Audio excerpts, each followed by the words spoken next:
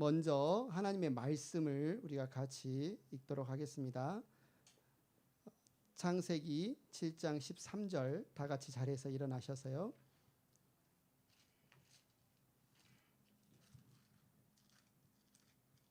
창세기 7장 13절 말씀 한 목소리로 읽겠습니다.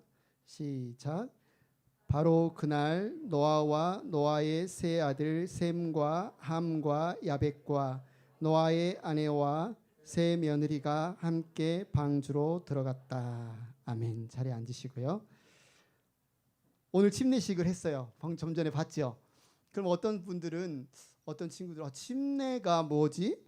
침례라는 말이 무슨 뜻이지? 뭐 낯선 분도 있죠. 침례. 한글에서는 침이 뭡니까? 물에 가라앉다 이게 알겠는데 이 말이 그러면 영어에서는 어디에서 왔지? 하면 그리스어 밥티조에서 왔습니다. 밥티조. 이 그리스어 밥티조가 영어로 웹타이즈로 바뀌었습니다. 이 뜻을 보니까 무슨 뜻이냐면 담그다, 잠기다, 물속에 넣다. 그래서 우리가 침례식 하면 뭐예요? 물속에 들어갔다가 나오는 예식. 방금 했죠, 우리가? 물속에 들어갔다가 나오는 예식. 그러면 교회는 왜 무엇 때문에 이 침례식을 할까요? 왜 침례식을 할까요? 사람들이 우리 교회 다니는 우리들을 뭐라고 부르죠?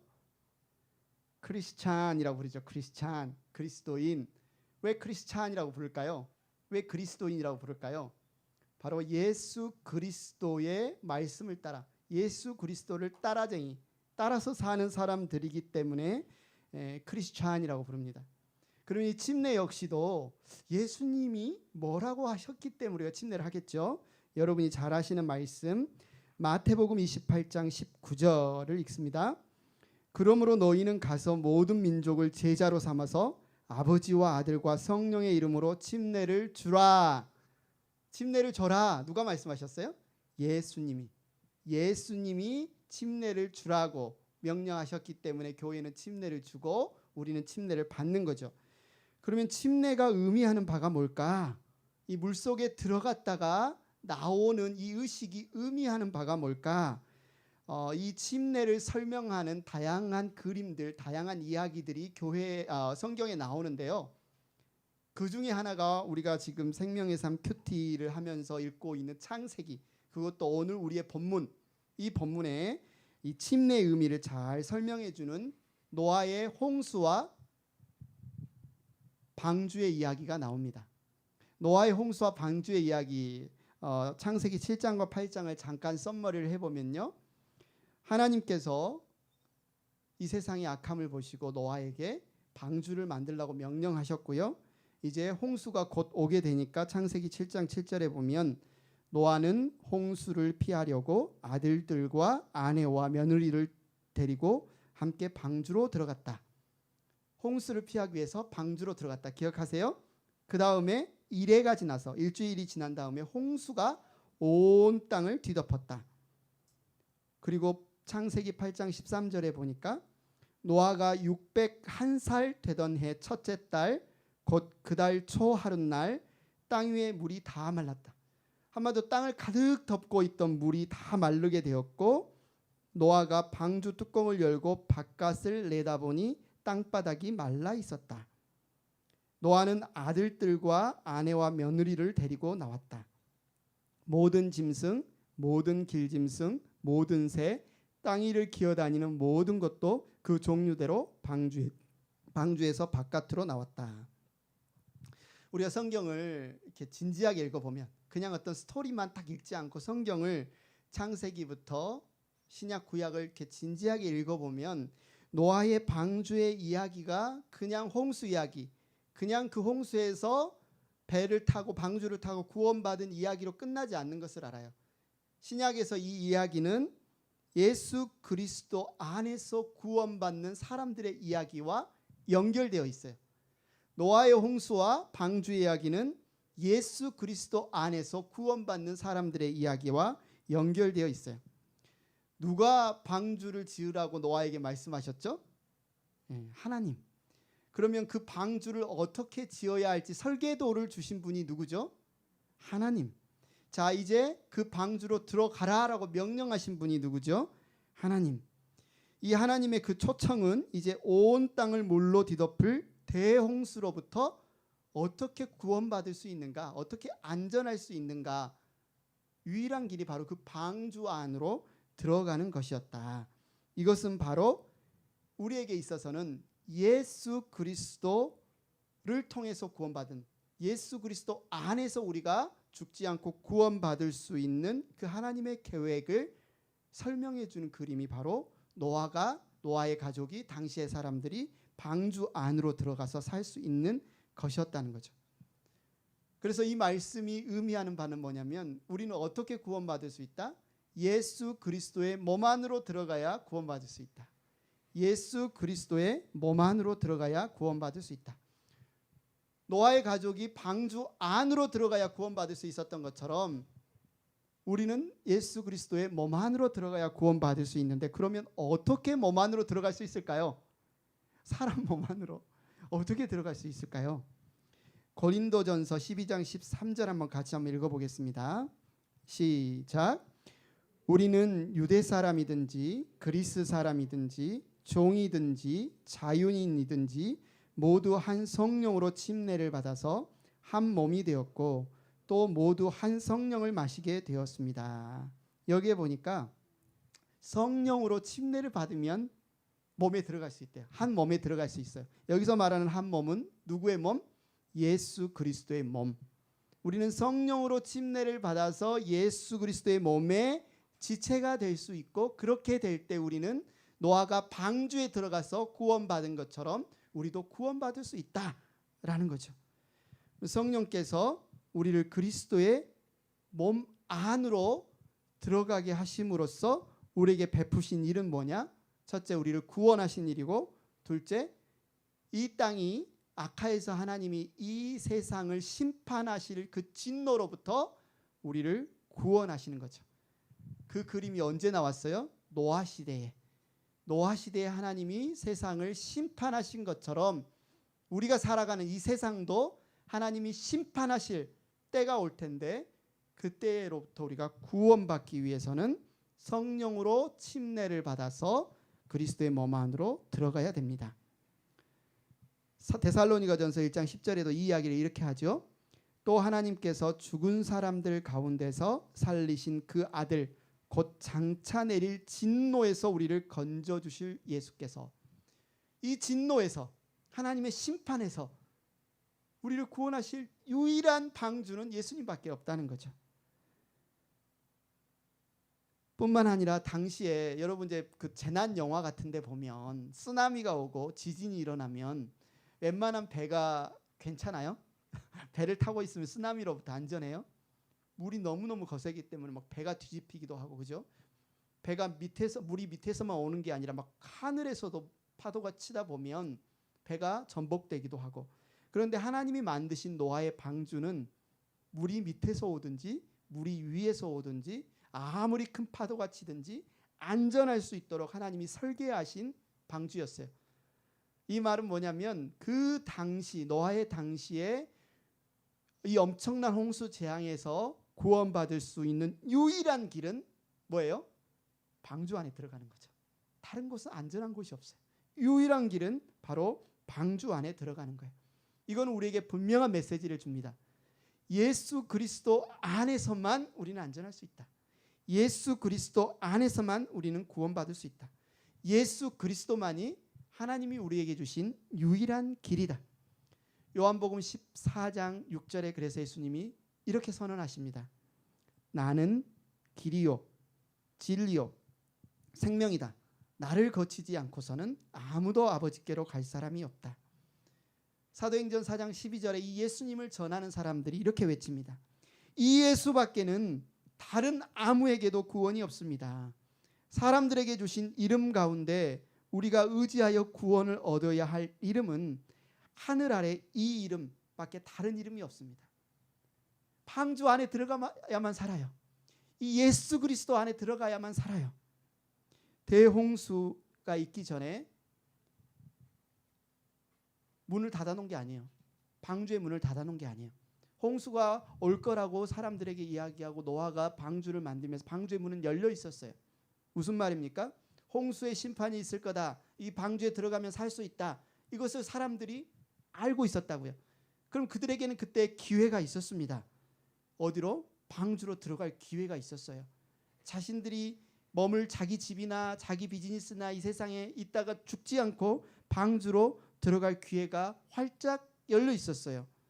그런데 성경은 우리에게 뭐라고 이야기하냐면 노아와 그의 가족 8명만이 방주에 들어가서 구원받았다. 왜 그랬을까요? 왜 그랬을까요?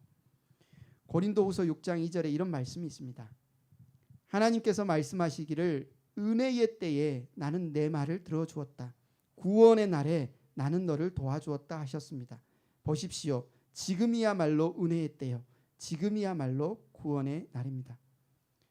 노아와 그의 가족 이외에는 자신들이 죄인이고 이 죄에 대한 심판이 지금 임하여서 그것에 대해서 유일하게 하나님이 구원의 방편으로 주신 것이 방주라는 사실을 다른 사람들은 믿지 않았어요.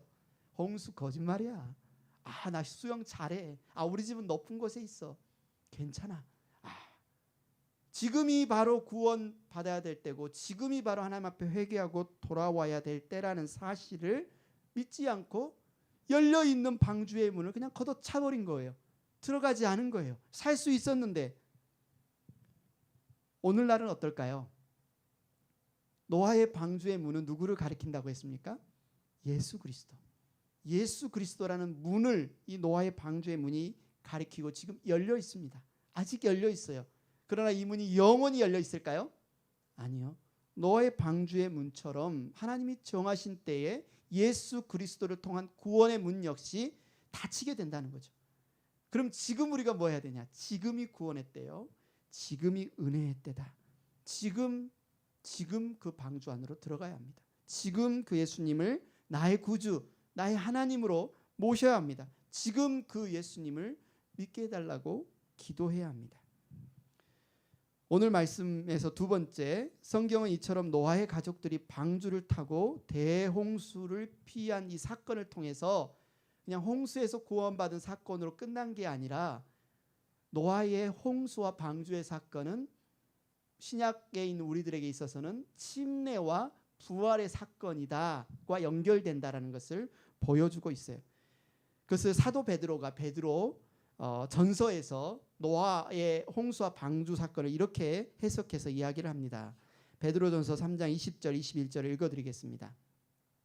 그 영들은 옛적에 노아가 방주를 지을 동안에 곧 하나님께서 아직 참고 기다리실 때에 순종하지 않던 자들을 말하는 것입니다. 그 방주에 들어가 물에서 구원받은 사람은 겨우 8사람밖에 없었습니다.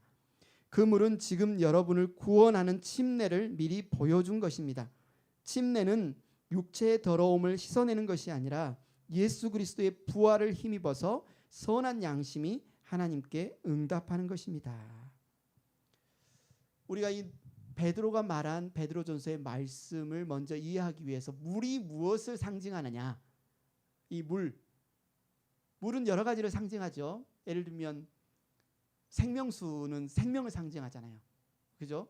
그러나 또 물은 어떤 의미에서 심판과 죽음을 상징합니다. 성경에서.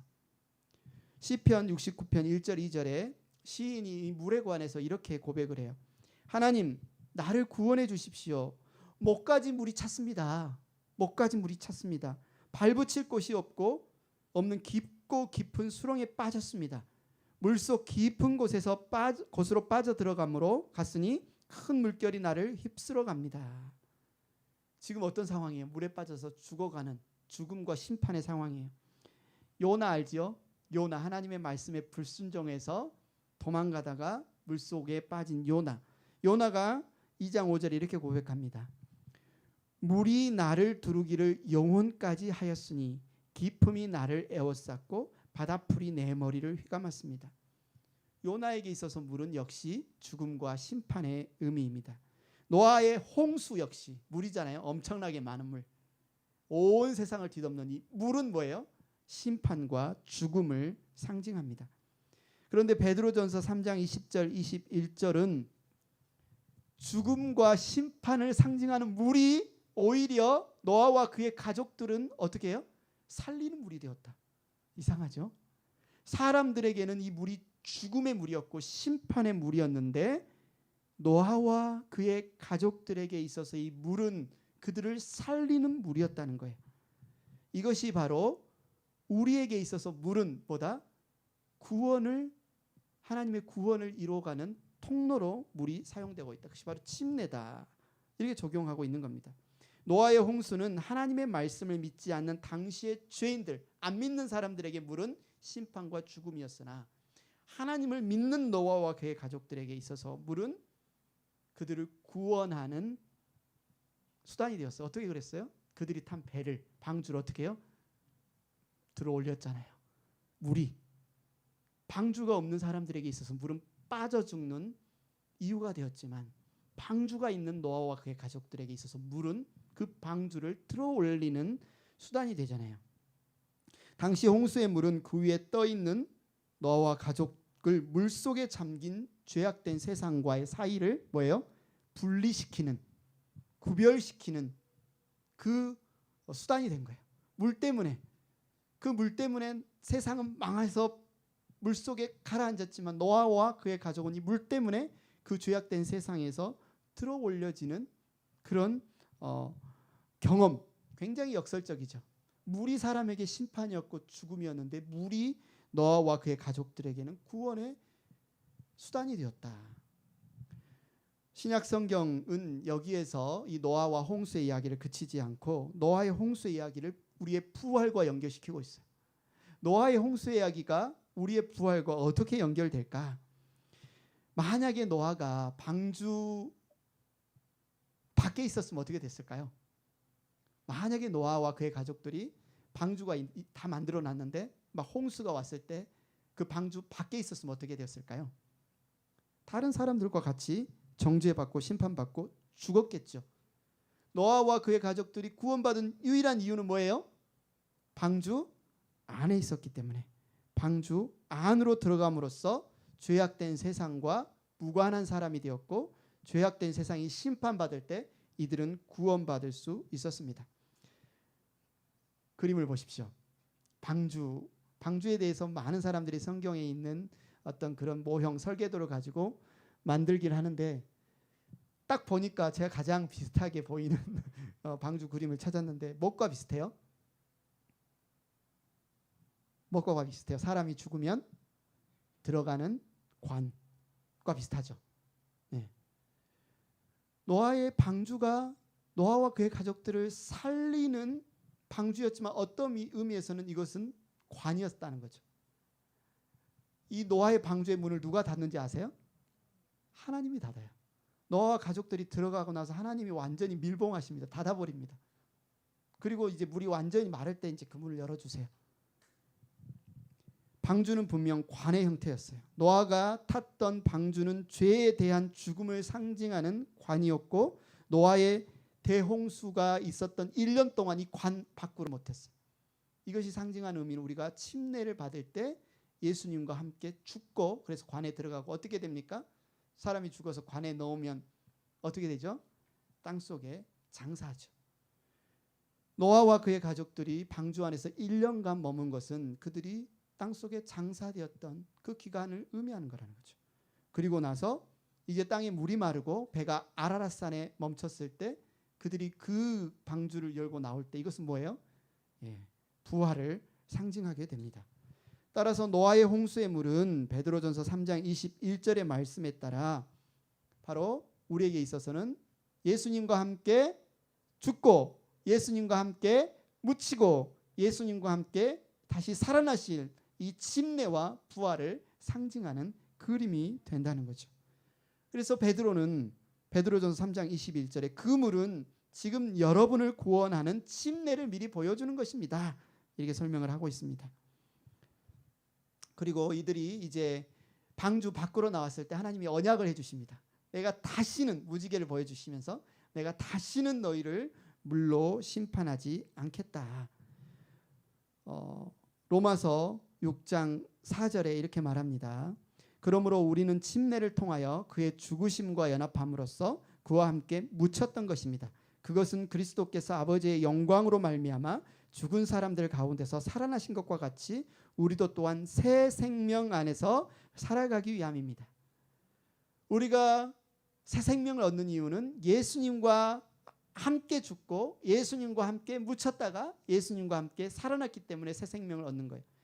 노아와 그의 가족들이 새 생명을 얻은 이유는 하나님이 마련하신 그 방주 안에 들어갔고 그 방주 안에서 1년 동안 묻혔다가 하나님이 방주의 문을 여실 때 그 관에서 나옴으로 말미암아 새 생명을 얻은 것입니다. 우리는 예수 그리스도 안에서 어떤 보장을 받았습니까? 로마서 6장 8절에 보니까 우리가 그리스도와 함께 죽었으면 그와 함께 우리도 또한 살 것입니다. 우리가 그리스도와 함께 살려면, 부활하려면 첫 번째 뭐예요? 죽어야 돼요. 예수님과 함께 죽지 않으면 절대 다시 살 수 없어요. 예수님과 함께 죽었음을 선포하는 행위가 뭐예요? 우리가 좀 전에 했던 침례식입니다. 나는 죽었습니다. 예수님과 함께 이 세상에 대해서 죽었습니다. 이 세상에 대해서 저는 이제 분리되었습니다. 저는 예수님 안에서 하나님 아들이 하나님 자녀가 되었습니다. 이것을 세상에 선언하는 행위가 침례입니다. 그는 물로 노아와 그의 가족은 물로 침례를 받음으로써 하나님을 신뢰하고 믿음을 세상에 선포한 것처럼 오늘 침례를 받은 6분은 침례를 받음으로써 무엇을 선언한 거예요? 나는 이 멸망할 세상과 이제는 구별되었고 분리되었고 나는 예수님 안에서 죽었고 예수님 안에서 장사되었고 나는 예수님 안에서 다시 사는 존재가 되었음을 이 세상에 선언하는 겁니다. 로마서 6장 4절 5절 말씀을 같이 읽고 오늘 말씀을 마치겠습니다. 같이 읽겠습니다. 시작. 그러므로 우리는 침례를 통하여 그의 죽으심과 연합함으로써 그와 함께 묻혔던 것입니다. 그것은 그리스도께서 아버지의 영광으로 말미암아 죽은 사람들 가운데서 살아나신 것과 같이 우리도 또한 새 생명 안에서 살아가기 위함입니다. 우리가 그의 죽으심과 같은 죽음을 죽어서 그와 연합하는 사람이 되었으면 우리는 부활에 있어서도 또한 그와 연합하는 사람이 될 것입니다. 아멘. 이 시간 이어서 주의 만찬하는 시간이 되겠습니다. 우리 소망자매 앞으로 나와서 반주해 주시고요. 우리 이용우 집사님, 최종원 전사님 나와서 침례식 도와주시기 바랍니다.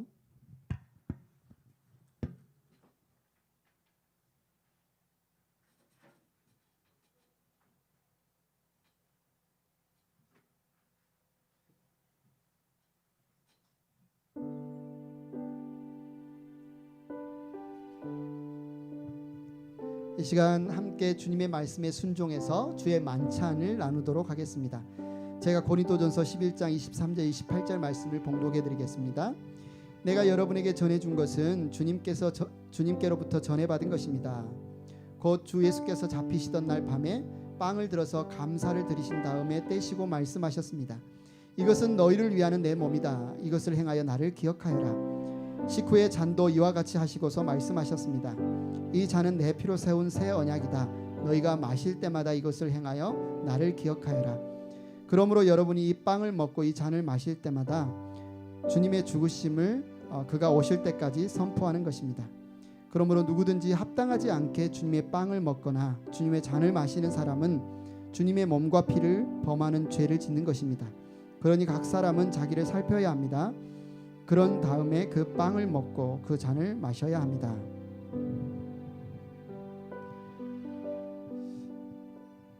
우리 찬양팀도 앞으로 잠깐 나와주시고요. 우리는 주의 만찬이 주님의 명령임을 믿습니다. 신자들이 모여서 떡을 먹고 주의 잔을 마시는 것을 주의 만찬이라고 부릅니다. 떡은 그의 백성을 위하여 내어주신 그리스도의 몸을 나타내고요.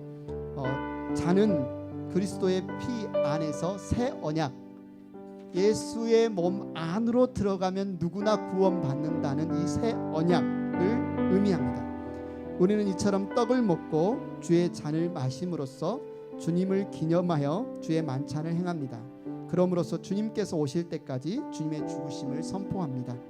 합당한 방식으로 먹고 마시는 자들은 그리스도의 몸과 피에 참여하는데요. 우리가 먹는 빵과 떡은 실제적인 물리적인 그리스도의 피와 살은 아닙니다. 이것은 영적인 의미가 있습니다. 우리는 영적으로 참여하는데요.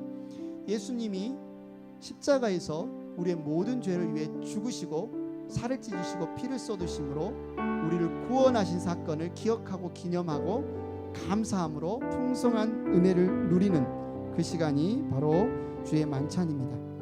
이 시간 먼저 기도하겠습니다.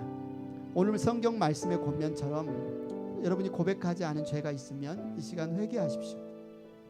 잠잠히 하나님께 회개하는 시간을 갖고 하나님께서 그 아들 예수 그리스도를 통해서 우리에게 주신 이 은혜에 감사하는 기도를 잠깐 드리도록 하겠습니다.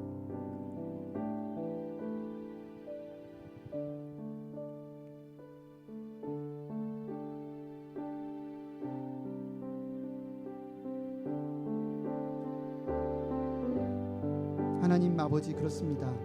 우리가 구원받은 유일한 길이 하나님께서 베푸신 그 은혜와 긍휼히 여기심과 바로 예수 그리스도 십자가의 사랑밖에 없음을 고백합니다. 노아와 그 가족들이 방주에 들어가서 구원받은 것처럼 우리가 예수 그리스도를 믿음으로 이 시간 구원받음을 고백하고 예수 그리스도의 십자가만을 기뻐하고 자랑할 것을 이 시간 고백하며 주의 만찬에 참여합니다. 주의 만찬에 참여하는 이들 가운데 풍성한 하나님의 은혜를 베풀어 주시옵소서. 예수님의 이름으로 기도합니다. 아멘. 이 시간 찬송가 305장 1절 2절을 찬송하면서 함께 떡을 나누겠습니다. 이 떡을 받으시면 드시지 마시고요, 가지고 계시고요.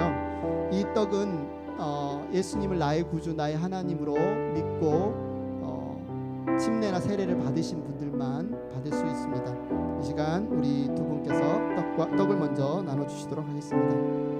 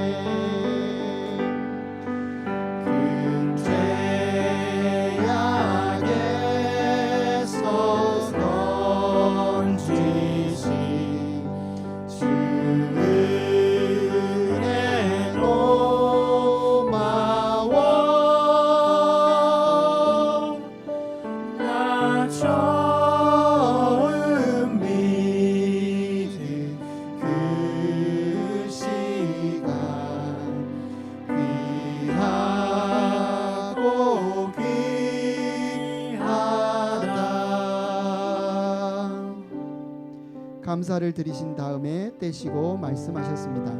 이것은 너희를 위하는 내 몸이다. 이것을 행하여 나를 기억하라. 다 같이 떡을 드시겠습니다.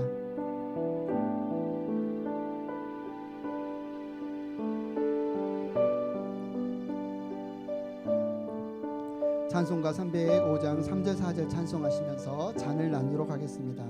예수님을 나의 구주와 나의 하나님으로 영접하고 침례나 세례를 받으신 분이 참여할 수 있습니다.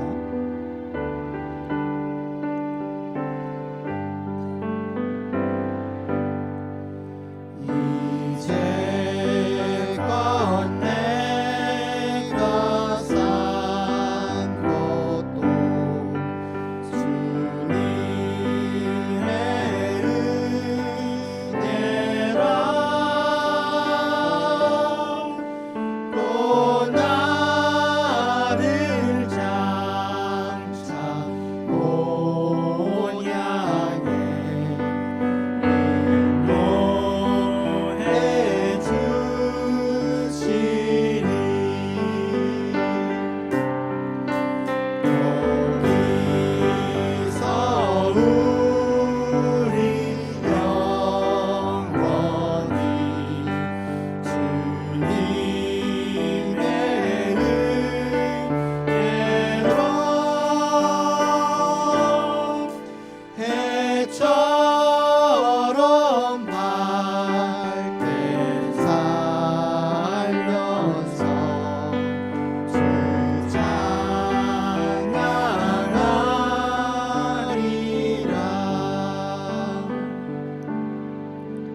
식후의 잔도 이와 같이 하시고서 말씀하셨습니다. 이 잔은 내 피로 세운 새 언약이다. 너희가 마실 때마다 이것을 행하여 나를 기억하여라. 아멘. 다 같이 잔을 드시겠습니다.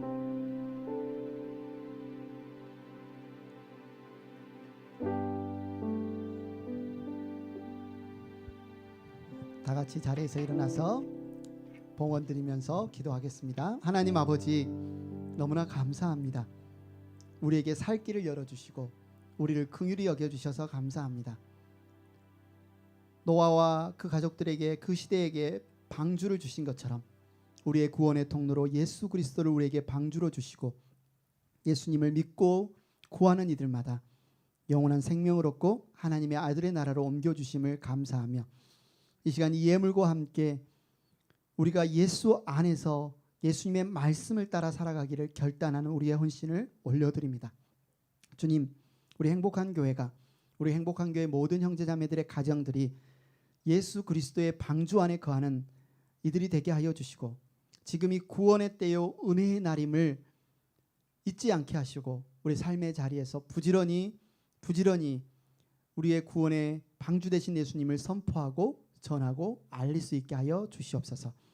오늘 침례받은 이 모든 이들 가운데 하나님 은혜를 베풀어 주셔서 이 날을 기억하며 평생 동안 주님 안에서 함께 동행하는 우리 사랑하는 형제자매들 될 수 있도록 은혜 베풀어 주시옵소서. 감사합니다. 예수님의 이름으로 기도드렸습니다. 아멘.